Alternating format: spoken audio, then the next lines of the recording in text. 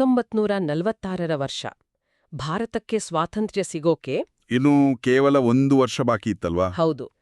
ಇಡೀ ದೇಶವೇ ಬ್ರಿಟಿಷರ ವಿರುದ್ಧದ ಹೋರಾಟದಲ್ಲಿ, ಆ ಸ್ವಾತಂತ್ರ್ಯದ ಕಿಚ್ಚಿನಲ್ಲಿ ಮುಳುಗಿದ್ದ ಸಮಯ ಅದು. ಖಂಡಿತ. ಆದ್ರೆ ಅದೇ ಸಮಯದಲ್ಲಿ ಬನಾರಸ್ ಹಿಂದೂ ವಿಶ್ವವಿದ್ಯಾಲಯದಲ್ಲಿ, ಅಂದ್ರೆ ಕಾಶಿ ಹಿಂದೂ ವಿಶ್ವವಿದ್ಯಾಲಯದಲ್ಲಿ ಸಂಪೂರ್ಣವಾಗಿ ಭಿನ್ನವಾದ ಮತ್ತೊಂದು ರೀತಿಯ ಕ್ರಾಂತಿ ಶುರುವಾಗಿತ್ತು. ನಿಜ. ಆ ಕುಮಾರಿ ಕಲ್ಯಾಣಿ ಅನ್ನೋ ಯುವತಿಯ ಅರ್ಜಿ, ನನಗೆ ವೇದಾಧ್ಯಯನ ಮಾಡಬೇಕು ಅಂತ ಆಕೆ ಅಧಿಕೃತವಾಗಿ ಕೇಳ್ಕೊಂಡಿದ್ದು. ಆ ಒಂದು ಸಾಮಾನ್ಯ ಅರ್ಜಿ, ಕೇವಲ ಒಂದು ಹಾಳೆಯ ಅರ್ಜಿ, ಇಡೀ ದೇಶದ ಧಾರ್ಮಿಕ ವಲಯದಲ್ಲಿ ಎಂಥ ದೊಡ್ಡ ಬಿರುಗಾಳಿ ಎಬ್ಬಿಸ್ತು ಅಂದ್ರೆ, ಸ್ತ್ರೀಯರಿಗೆ ವೇದ ಕಲಿಯುವ ಹಕ್ಕಿದೆಯಾ ಅನ್ನೋ ಪ್ರಶ್ನೆ ಮತ್ತೆ ಭುಗಿಲೆದ್ದಿತು. ಆ ಕಾಲಘಟ್ಟವನ್ನೊಮ್ಮೆ ಊಹಿಸ್ಕೊಳ್ಳಿ. ಸಮಾಜ ಅನೇಕ ರೀತಿಯ ಕಟ್ಟುಪಾಡುಗಳಲ್ಲಿ ಸಿಲುಕಿದ್ದ ಸಮಯ ಅದು. ಹೌದು. ಮಹಿಳೆಯರು ಮನೆಯ ಹೊಸ್ತಿಲು ದಾಟುವುದೇ ದೊಡ್ಡ ಸಾಹಸ ಆಗಿದ್ದ ದಿನಗಳವು. ಆ ಸಮಯದಲ್ಲಿ ವೇದಾಧ್ಯಯನದಂತಹ ಅತ್ಯುನ್ನತ ಜ್ಞಾನದ ಹಕ್ಕನ್ನು ಕೇಳುವುದು ಅಕ್ಷರಶಃ ಒಂದು ರೀತಿಯಲ್ಲಿ ಭೂಕಂಪನೆ ಸೃಷ್ಟಿಸಿತ್ತು. ಸರಿಯಾಗಿ ಹೇಳಿದ್ರಿ. ಈ ಐತಿಹಾಸಿಕ ಘಟನೆಯ ಆಳವಾದ ವಿಶ್ಲೇಷಣೆಯನ್ನ ಸೌ ಅನಿತಾ ಅರವಿಂದ ಸರಾಫಾ ಅವರು ಒದಗಿಸಿರುವ ಗಾಯತ್ರಿ ಚೈತನ್ಯದಲ್ಲಿ ಬಹಳ ಅದ್ಭುತವಾಗಿ, ಬಹಳ ವಿವರವಾಗಿ ದಾಖಲಿಸಲಾಗಿದೆ. ಖಂಡಿತ. ಸೌ ಅನಿತಾ ಅರವಿಂದ ಸರಾಫಾ ಅವರು ಒದಗಿಸಿರುವ ಈ ವಿಚಾರಗಳನ್ನ ನಾವು ಇವತ್ತು ಸಂಪೂರ್ಣವಾಗಿ ಬಿಡಿಸಿ ನೋಡಬೇಕಾಗಿದೆ. ಅದೇ ಇಂದಿನ ನಮ್ಮ ಮುಖ್ಯ ಉದ್ದೇಶ. ಗಾಯತ್ರಿ ಚೈತನ್ಯದ ಆಧಾರದ ಮೇಲೆ ಮಹಿಳೆಯರಿಗೆ ವೇದಾಧ್ಯಯನ ಮತ್ತು ಗಾಯತ್ರಿ ಮಂತ್ರ ಪಠಣದ ಹಕ್ಕಿದೆಯಾ ಅನ್ನೋ ಚರ್ಚೆಯ ಹಿಂದಿನ ಸತ್ಯಾಸತ್ಯತೆಗಳನ್ನ, ಆ ಮೂಲ ಅಂಶಗಳನ್ನ ಅನ್ವೇಷಣೆ ಮಾಡೋಣ. ಇದು ಕೇವಲ ಹಕ್ಕುಗಳ ಬಗ್ಗೆ ಮಾತ್ರ ಅಲ್ಲ, ಆ ಹಿಂದೂ ಮತ್ತೆ ಧರ್ಮ ಅನ್ನೋ ಪದಗಳ ನೈಜ ಅರ್ಥ ಏನು ಅನ್ನೋದನ್ನೂ ಕೂಡ. ಮತ್ತೆ ಲಿಂಗಭೇದದ ಕುರಿತಾಗಿ ವೇದಗಳ ನೈಜ ನಿಲುವು ಏನು ಅನ್ನೋದನ್ನು ಕೂಡ ಅರ್ಥ ಮಾಡ್ಕೊಳ್ಳೋಣ ಅಲ್ವಾ? ಹೌದು, ಅದೇ ಮುಖ್ಯವಾದದ್ದು. ಕುಮಾರಿ ಕಲ್ಯಾಣಿಯವರ ಅರ್ಜಿಯ ನಂತರ ಕಾಶಿ ಹಿಂದೂ ವಿಶ್ವವಿದ್ಯಾಲಯದಲ್ಲಿ ಮುಂದೇನಾಯ್ತು ಅಂತ ನೋಡ್ರೆ ನಿಜಕ್ಕೂ ಆಸಕ್ತಿದಾಯಕವಾಗಿದೆ. ಆ ಅರ್ಜಿ ಬಂದಾಗ ವಿಶ್ವವಿದ್ಯಾಲಯದ ಆಡಳಿತ ಮಂಡಳಿಗೆ ಇದೊಂದು ಸಾಮಾನ್ಯ ವಿಷಯ ಅಲ್ಲ ಅಂತ ಅರಿವಾಯಿತು.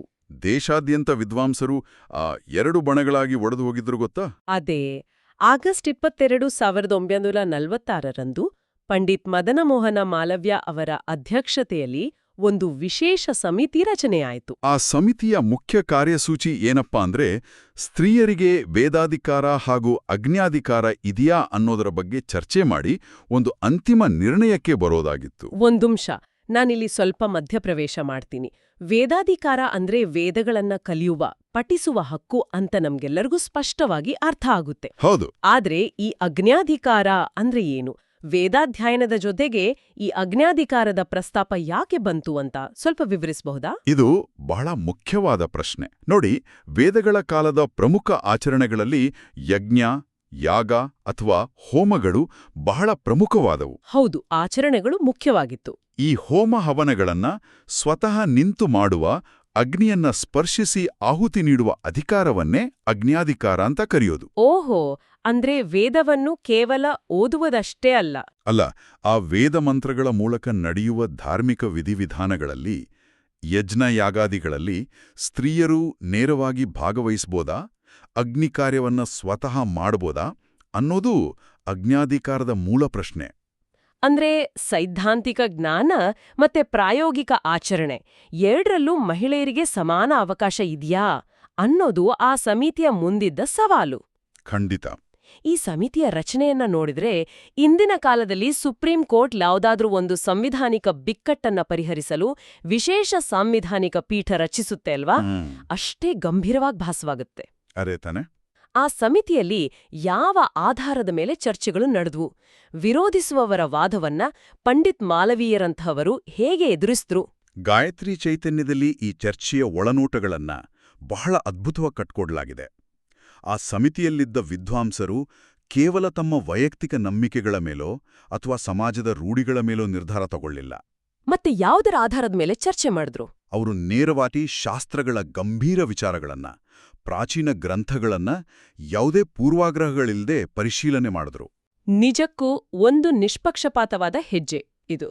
ಅಲ್ಲಿ ಸ್ವಾಮಿ ದಯಾನಂದ ಸರಸ್ವತಿ ಮತ್ತು ಪಂಡಿತ್ ಮಾಲವೀಯ ಅವರು ಮಂಡಿಸಿದ ಒಂದು ವಾದ ಅತ್ಯಂತ ತಾರ್ಕಿಕವಾಗಿತ್ತು.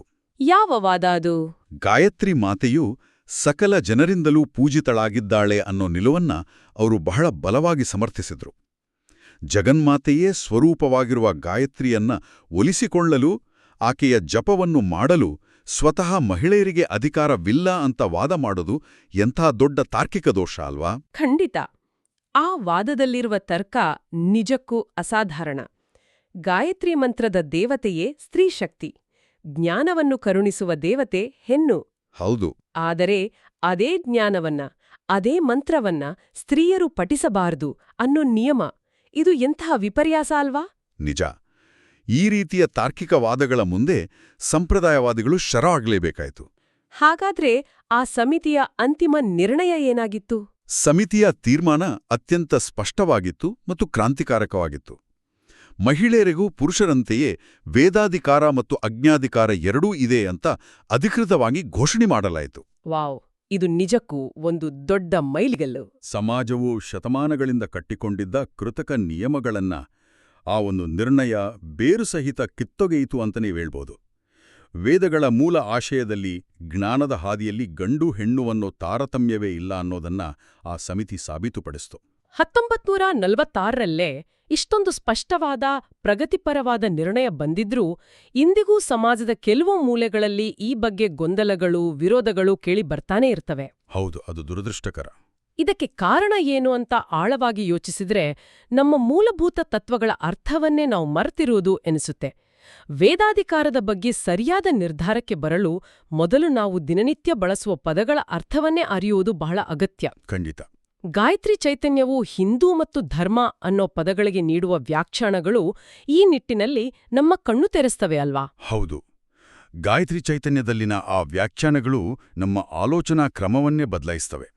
ಸಾಮಾನ್ಯವಾಗಿ ಸಮಾಜದಲ್ಲಿ ಹಿಂದೂ ಅನ್ನೋದನ್ನ ಕೇವಲ ಒಂದು ಧರ್ಮದ ಹೆಸರು ಅಥವಾ ಭೌಗೋಳಿಕ ಗುರುತು ಅಂತ ಮಾತ್ರ ಭಾವಿಸಲಾಗಿದೆ. ಹೌದು, ನಾವೆಲ್ಲ ಹಾಗೆ ಅಂದುಕೊಂಡಿದ್ದೀವಿ. ಆದರೆ ಇದರ ಸಂಸ್ಕೃತ ಮೂಲವನ್ನು ವಿಶ್ಲೇಷಣೆ ಮಾಡಿದಾಗ ಅದರ ಅರ್ಥವೇ ಬದಲಾಗುತ್ತೆ. ಹೀನಂ ದೂಷ್ಯತಿ ಇತಿ ಹಿಂದೂ ಅನ್ನೋದು ನೈಜ ವ್ಯಾಖ್ಯಾನ. ಹೀನಂ ದೂಷ್ಯತಿ ಅಂದ್ರೆ ಏನು? ಅಂದ್ರೆ ಯಾವುದನ್ನು ಹೀನ ಅಂತ ಪರಿಗಣಿಸಲಾಗುತ್ತದೆಯೋ, ಯಾವುದು ತುಚ್ಛವೋ ಅದನ್ನ ತ್ಯಜಿಸುವುದು, ದೂಷಿಸುವುದು ಅಥವಾ ದೂರವಿರಿಸುವುದು ಅಂತ ಅರ್ಥ. ಹಾಗಾದ್ರೆ ಒಂದು ಪ್ರಶ್ನೆ ಏಳುತ್ತೆ, ಯಾವುದು ಹೀನ? ನಮ್ಮ ದೈನಂದಿನ ಜೀವನದಲ್ಲಿ ಈ ವ್ಯಾಖ್ಯಾನ ಹೇಗೆ ಅನ್ವಯ ಆಗತ್ತೆ? ನಾವು ಪ್ರತಿದಿನ ಈ ಪದಗಳನ್ನ ಬಳಸ್ತೇವೆ, ಆದ್ರೆ ಕೇವಲ ಒಂದು ಗುರುತಿನ ಚೀಟಿಯಂತೆ ಬಳಸ್ತೀವಿ ಅಲ್ವಾ? ಹೌದು, ಅದೇ ನಮ್ಮ ತಪ್ಪು.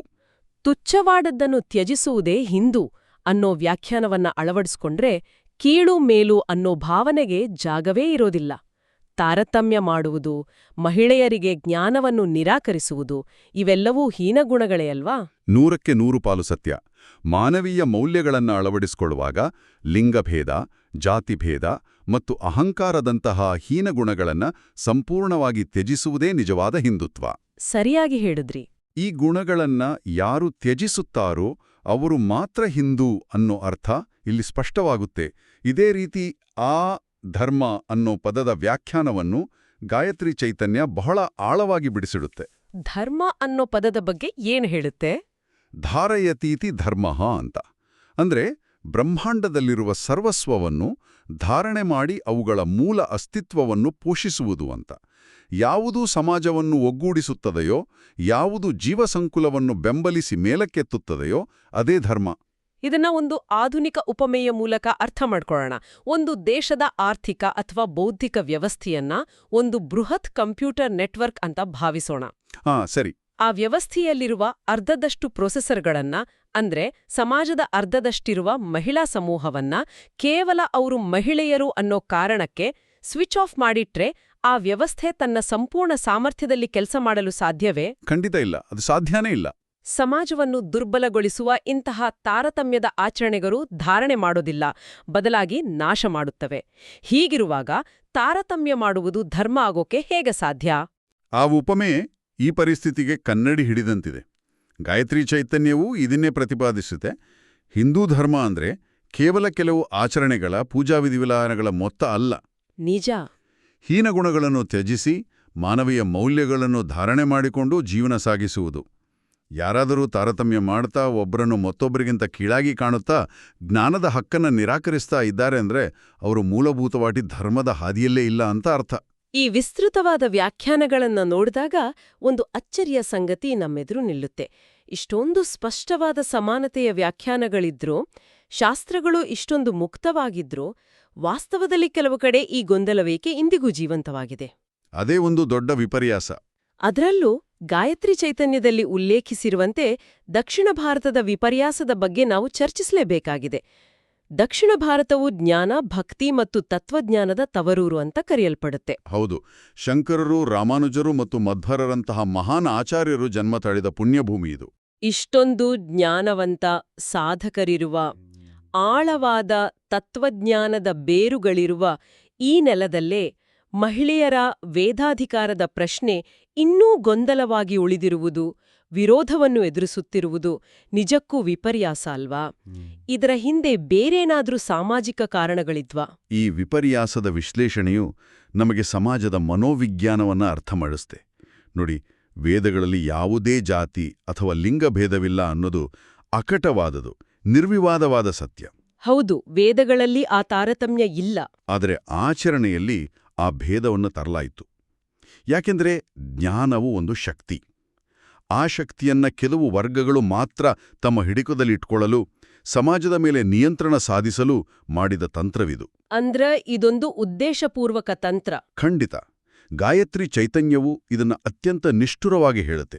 ಲಿಂಗಭೇದ ಅನ್ನೋದು ಯಾವುದೇ ದೈವಿಕ ನಿಯಮವಲ್ಲ, ಅದು ಕೇವಲ ವಿಕೃತ ಮನಸ್ಸಿನ ಸೃಷ್ಟಿ ಅಂತ. ವಿಕೃತ ಮನಸ್ಸಿನ ಸೃಷ್ಟಿ, ಎಂಥ ಕರಾರುವಕ್ಕಾದ ಪದ ಬಳಕೆ ಇದು. ಹೌದು, ಆಳವಾದ ತತ್ವಜ್ಞಾನವಿದ್ರೂ ಮನುಷ್ಯನ ಸಹಜವಾದ ಸ್ವಾರ್ಥ ಮತ್ತು ಅಧಿಕಾರ ಲಾಲಸೆ ಈ ತತ್ವಜ್ಞಾನವನ್ನ ಮರೆಮಾಚಿ ಇಂತಹ ಭೇದ ಭಾವಗಳನ್ನ ಸಂಪ್ರದಾಯದ ಹೆಸರಿನಲ್ಲಿ ಹುಟ್ಟುಹಾಕಿತು. ಅಂದ್ರೆ ದೈವಿಕ ಸತ್ಯಕ್ಕೂ ಮತ್ತು ಮನುಷ್ಯನ ಕೃತಕ ಆಚರಣೆಗಳಿಗೂ ನಡುವೆ ಇರುವ ದೊಡ್ಡ ಕಂದಕವಿದು.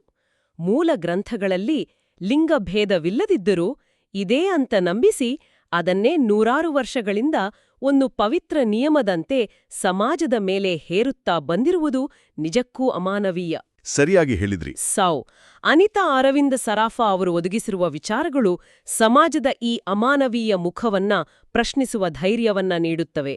ಒಂದು ಸುಳ್ಳುನ್ನು ಪದೇ ಪದೇ ಹೇಳಿ ಅದನ್ನೇ ಸತ್ಯ ಅಂತ ನಂಬಿಸುವ ಪ್ರಕ್ರಿಯೆ ಈ ವೇದಾಧಿಕಾರದ ವಿಷಯದಲ್ಲಿ ಬಹಳ ಹಿಂದಿನಿಂದಲೂ ನಡೆದಿದೆ. ವೇದಗಳು ವಾಸ್ತವವಾಗಿ ಜ್ಞಾನದ ಕಣಜಗಳು ಗೊತ್ತಾ? ಪ್ರಕೃತಿಯಲ್ಲಿ ಸೂರ್ಯನ ಬೆಳಕು, ಬೀಸುವ ಗಾಳಿ, ಹರಿಯುವ ನೀರು ಹೇಗೆ ಎಲ್ಲರಿಗೂ ಸಮಾನವಾಗಿ ಯಾವುದೇ ಭೇದವಿಲ್ಲದೆ ಸಿಗುತ್ತದೆಯೋ, ಹಾಗೆಯೇ ವೇದದ ಜ್ಞಾನವು ಎಲ್ಲರಿಗೂ ಸಮಾನವಾಗಿ ದಕ್ಕಬೇಕು. ಅದು ಪ್ರಕೃತಿಯ ನಿಯಮವೇ ಹೌದು. ಆದರೆ ಸಮಾಜದ ಈ ಮಾನಸಿಕ ವಿರೂಪದ ಬಗ್ಗೆ ಕೇವಲ ಚಿಂತಿಸುತ್ತಾ, ವಾದ ಮಾಡುತ್ತಾ ಕೂರುವ ಬದಲು ಮುಂದೇನು ಮಾಡಬೇಕು ಅನ್ನೋದು ಅತ್ಯಂತ ಪ್ರಮುಖ ಪ್ರಶ್ನೆ. ಹೌದು, ಪರಿಹಾರ ಬೇಕಲ್ಲ? ಇಲ್ಲಿ ಗಾಯತ್ರಿ ಚೈತನ್ಯವು ಕೇವಲ ಸಮಸ್ಯೆಯನ್ನ ವಿಶ್ಲೇಷಿಸುವುದಷ್ಟೇ ಅಲ್ಲದೆ, ಮಹಿಳೆಯರು ತಮ್ಮ ಆಧ್ಯಾತ್ಮಿಕ ಹಾದಿಯಲ್ಲಿ ಹೇಗೆ ಮುನ್ನಡೆಯಬೇಕು ಅನ್ನೋದಕ್ಕೆ ಸ್ಪಷ್ಟವಾದ ಮಾರ್ಗದರ್ಶನವನ್ನು ನೀಡುತ್ತೆ. ಇದು ಬಹಳ ಕುತೂಹಲಕಾರಿಯಾದ ಘಟ್ಟ. ಸಮಾಜದಲ್ಲಿ ಸದಾ ಒಂದು ಗುಂಪು ಇದ್ದೇ ಇರುತ್ತೆ.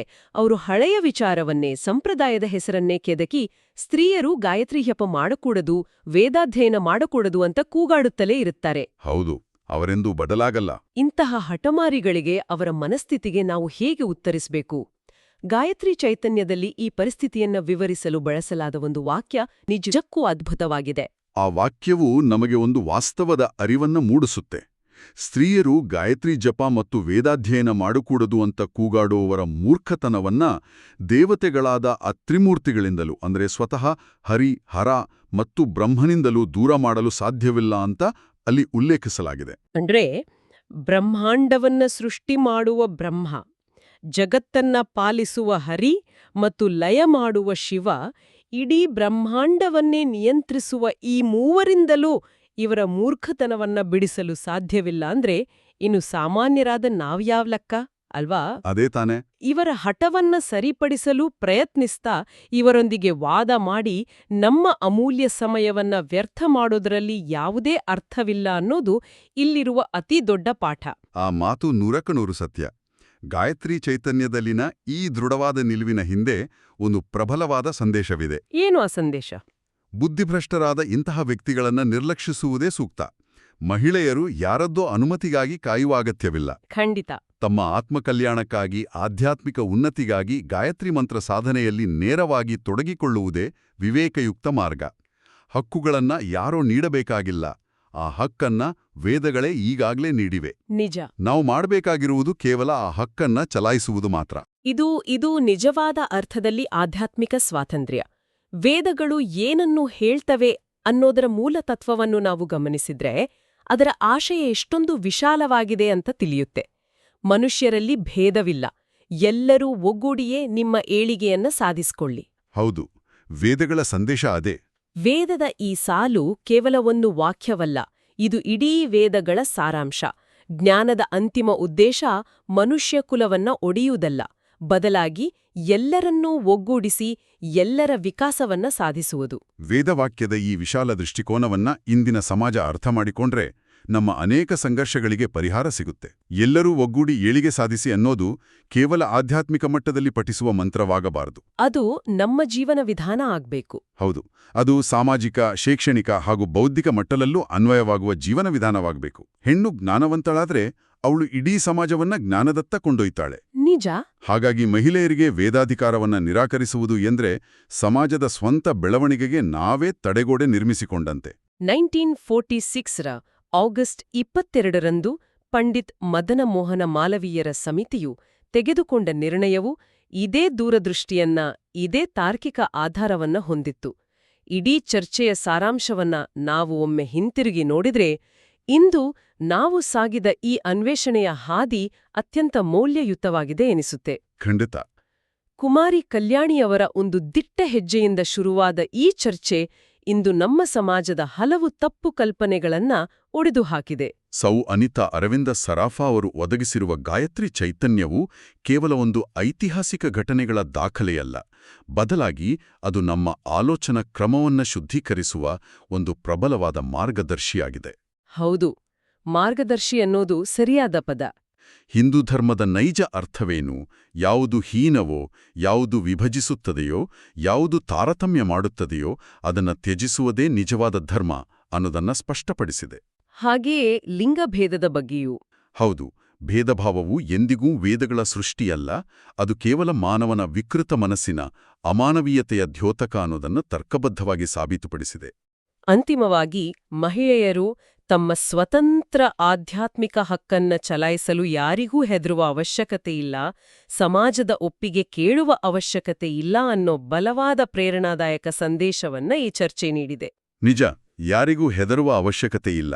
ಜ್ಞಾನದ ಹಾದಿಯಲ್ಲಿ ನಡೆಯುವಾಗ ನಾವು ಕೇವಲ ಪರಂಪರೆಯ ಹೆಸರಿನಲ್ಲಿ ಬಂದಿರುವ ಎಲ್ಲವನ್ನೂ ಕಣ್ಣುಮುಚ್ಚಿಕೊಂಡು ಪಾಲಿಸುವ ಬದಲು ಅವುಗಳ ಹಿಂದಿನ ನೈಜ ತತ್ವವನ್ನ ಪ್ರಶ್ನಿಸುವ ಮತ್ತು ಅರ್ಥಮಾಡಿಕೊಳ್ಳುವ ವಿವೇಕವನ್ನ ಬೆಳೆಸ್ಕೊಳ್ಬೇಕು. ಖಂಡಿತ. ಜ್ಞಾನ ಮತ್ತು ಭಕ್ತಿ ಇವು ನೇರವಾಗಿ ಆತ್ಮಕ್ಕೆ ಸಂಬಂಧಿಸಿದ ವಿಚಾರಗಳು. ಅಲ್ಲಿ ಭೌತಿಕ ದೇಹದ ಲಿಂಗಭೇದಕ್ಕೆ ಯಾವುದೇ ಸ್ಥಾನವಿಲ್ಲ. ಜ್ಞಾನವು ಯಾವತ್ತೂ ಮುಕ್ತವಾಗಿ ಹರಿಯುವ ನದಿಯಂತೆ ಇರಬೇಕು. ಅದನ್ನ ಅಣೆಕಟ್ಟು ಕಟ್ಟಿ ನಿಲ್ಲಿಸುವುದು, ಅದು ಕೇವಲ ಕೆಲವರಿಗೆ ಮಾತ್ರ ಸೇರಿದ್ದು ಅಂತ ವಾದಿಸುವುದು ಅಜ್ಞಾನದ ಪರಮಾವಧಿ. ಗಾಯತ್ರಿ ಚೈತನ್ಯವು ನಮ್ಮ ಕಣ್ಣಿಗೆ ಕಟ್ಟಿದ ಇಂತಹ ಅನೇಕ ಅಜ್ಞಾನದ ಪಟ್ಟಿಗಳನ್ನ ತೆಗೆಯುವ ಅತ್ಯುತ್ತಮ ಕೆಲಸವನ್ನ ಮಾಡಿದೆ. ಈ ಸುದೀರ್ಘವಾದ ಹಾಗೂ ಅತ್ಯಂತ ಅವಶ್ಯಕವಾದ ಚರ್ಚೆಯನ್ನ ಮುಕ್ತಾಯಗೊಳಿಸುವ ಮುನ್ನ ಒಂದು ಪ್ರಮುಖವಾದ ವಿಚಾರ ನಮ್ಮೆಲ್ಲರ ಮನಸ್ಸಿನಲ್ಲಿ ಉಳಿಯಬೇಕು. ನಮ್ಮ ಪ್ರಾಚೀನ ಗ್ರಂಥಗಳೇ ಸಂಪೂರ್ಣ ಸಮಾನತೆ ಮತ್ತು ಒಗ್ಗೂಡುವಿಕೆಯನ್ನ ಇಷ್ಟೊಂದು ಸ್ಪಷ್ಟವಾಗಿ ವೈಜ್ಞಾನಿಕವಾಗಿ ಸಾರುತ್ತಿರುವಾಗ ನಾವು ನಮ್ಮ ಸುತ್ತಮುತ್ತ ಒಮ್ಮೆ ಕಣ್ಣಾಡಿಸಬೇಕು. ಹೌದು, ನಾವು ಆಲೋಚಿಸಬೇಕು. ಇಂದಿಗೂ ನಾವು ಪಾಲಿಸುತ್ತಿರುವ ಕೇವಲ ಸಂಪ್ರದಾಯ ಅನ್ನೋ ಹೆಸರಿನಲ್ಲಿ ಕಣ್ಣು ಮುಚ್ಕೊಂಡು ಮುಂದುವರಿಸಿಕೊಂಡು ಹೋಗುತ್ತಿರುವ ಇನ್ನೆಷ್ಟು ನಿರ್ಬಂಧಗಳು ಮತ್ತು ಆಚರಣೆಗಳು ಕೇವಲ ಇಂತಹ ಐತಿಹಾಸಿಕ ಮನಸ್ಸಿನ ವಿರೂಪಗಳಾಗಿರಬಹುದು.